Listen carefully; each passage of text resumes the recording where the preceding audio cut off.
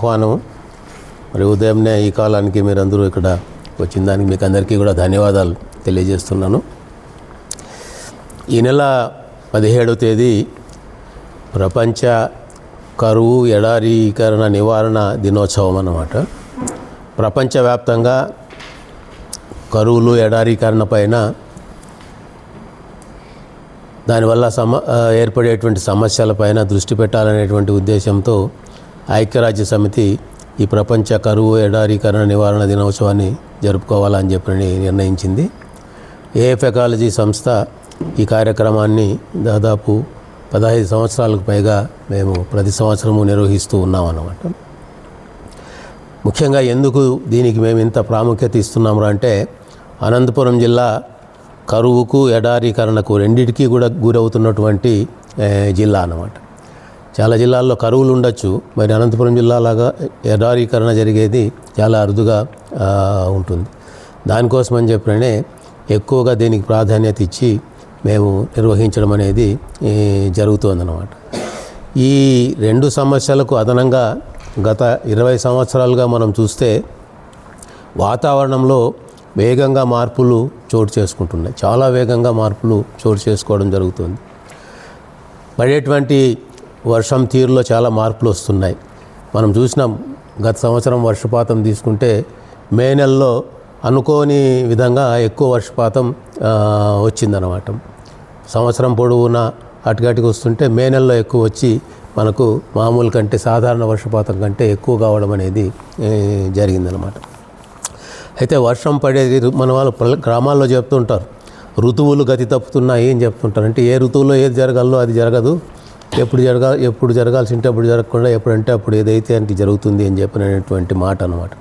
So దానివల్ల ఇప్పుడు ఏమవుతుందంటే, వాతావరణంలో వచ్చేటువంటి మార్పుల వల్ల ముఖ్యంగా ఏమవుతుందంటే, ఋతువులు గతి తప్పేదానివల్ల వర్షపాతం అనేది వర్షాకాలంలో పడకుండా వర్షాకాలం కానిటువంటి ఎండాకాలం వానకాలాల్లో కొంచెం ఎక్కువ అవుతూ ఉందన్నమాట.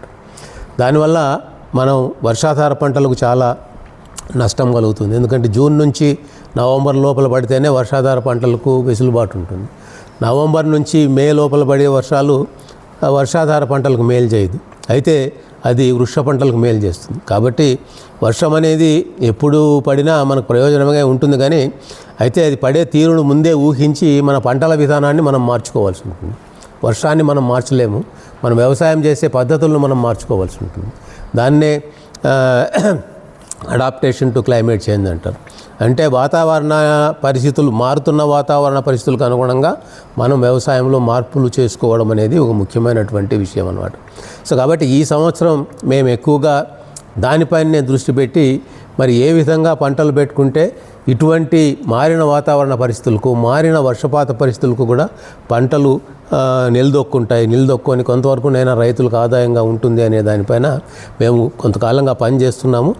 ఈ కార్యక్రమంలో ముఖ్యంగా అటువంటి రైతుల అనుభవాలు, ఏ రైతులైతే ఈ వాతావరణ అనుకూల వ్యవసాయాన్ని పద్ధతులను పాటిస్తున్నారో అటువంటి రైతుల అనుభవాలను ఎక్కువ మంది రైతులకు తెలియజేయాలా అనేటువంటి ఉద్దేశంతో ఈ సంవత్సరం రైతులకే ప్రాధాన్యత ఇచ్చి ఈ కార్యక్రమాన్ని చేయడం జరుగుతుంది. వాళ్ళ అనుభవాలను వాళ్ళు పంచుకుంటారు. దాంతోపాటు ఇప్పుడు ఈ మారుతున్నటువంటి పరిస్థితుల్లో తట్టుకుంటుంది అని చెప్పిన దానిపైన ఒక ప్రదర్శనశాల ఏర్పాటు చేయడం అనేది జరిగిందనమాట.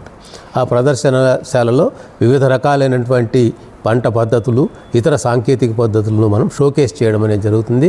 కొన్ని లైవ్ మోడల్స్ కూడా పెట్టడం అనేది జరుగుతుంది. సో అది కూడా ఒక ప్రదర్శన అనేది కూడా ఒక ముఖ్యమైనటువంటి అంశంగా మేము ఇక్కడ పెట్టుకోవడం అనేది జరిగిందనమాట. ఈ కార్యక్రమంలో మన జిల్లా కలెక్టర్ గారు పాల్గొనేదానికి సమ్మతించినారు, వస్తున్నారు. ఆయన చెప్పినారు, నేను మీ కార్యక్రమానికి వస్తే చాలా విషయాలు నాకు అర్థమవుతాయి, ఒకటేసారి నేను వ్యవసాయం పరిస్థితి ఏమనేది అర్థం చేసుకునే దానికి అవకాశం ఉంటుంది, ఐల్ బి హ్యాపీ అని చెప్పని కలెక్టర్ గారు చెప్పడం జరిగింది. అదేవిధంగా మన కన్జర్వేటర్ ఆఫ్ ఫారెస్ట్ యశోదాబాయి గారు, తర్వాత మన డిఎఫ్ఓ గారు చక్రపాణి గారు, తర్వాత మన గురు ప్రభాకర్ గారు సోషల్ ఫారెస్ట్రీ డిఎఫ్ఓ వాళ్ళు, తర్వాత మిగిలిన అధికారులు, అగ్రికల్చర్ జిల్లా వ్యవసాయ అధికారి, తర్వాత జిల్లా ఉద్యానవన అధికారి ఎంఐపి, తర్వాత ప్రకృతి వ్యవసాయ ప్రాజెక్టు డైరెక్టర్ వీళ్ళందరూ కూడా పార్టిసిపేట్ చేయడం అనేది జరుగుతుందన్నమాట. దాదాపు ఒక 500 మంది వరకు రైతులు రావడం జరుగుతుంది. ఇతర స్వచ్ఛంద సంస్థలు కూడా పాల్గొనడం అనేది జరుగుతుంది. మరి మీరందరూ కూడా సహకరించాలని చెప్పి కోరుతున్నాను.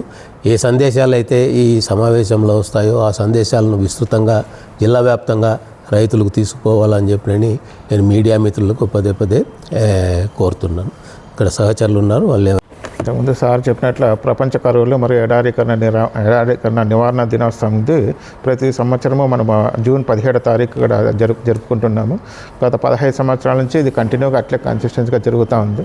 ఈసారి కూడా ఈ వేదికని మనము ఆర్డిటి సమ్మిళిత హై స్కూల్ అనేసి మన పంగల్ రోడ్ స్కూల్ ఇక్కడ ఉంది, ఆ స్కూల్లో మనము జరపడం జరుగుతున్నది. దీనికి ప్రదర్శనశాలలు కూడా 15 నుంచి 20 స్టాల్స్ వరకు చేస్తూ లైవ్ మోడల్స్ కొన్ని ప్రజెంట్ చేస్తూ అందరికీ కొంచెం రైతులకి ఇది ఇచ్చేసిన ప్రముఖులకి అందరికీ కొంచెం చూపించేసి ఇంకా జిల్లాలో ఇంకా ఏ విధంగా మార్చాలా, ఎలా చేస్తే బాగుంటుంది అనే దానిపైన ప్రదర్శనశాలలు ప్లస్ వక్తలు ప్రసంగించేదాన్ని చూసుకొని ఇంకా కొంచెం మార్పులు చేసుకోవడానికి ఎక్కువగా ఆస్కారం ఉంటుంది. ఈ కార్యక్రమాన్ని ఉదయం 9:30కి స్టార్ట్ అయ్యేసి సాయంత్రం 4 గంటల వరకు ఉంటుంది. దీంట్లో ప్రదర్శనలు ప్లస్ వక్తలు ప్రసంగించిండేది, తర్వాత భోజన ఏర్పాట్లు అన్నీ చేసేసి తర్వాత దీన్ని సాయంత్రంకి వైండప్ చేస్తుంటాం. దీనికి స్వచ్ఛంద సంస్థలు కూడా వాళ్ళ తరపున కొన్ని స్టాల్స్ కూడా వాళ్ళు పెట్టడం జరుగుతుంది. అలా ఏఎఫ్ ఎకాలజీ తరపున స్టాల్స్ అన్నీ చేయడం జరుగుతున్నది. దీన్ని కొంచెం విస్తృతంగా ప్రచారం చేయవలసిందిగా కోరుతున్నాము.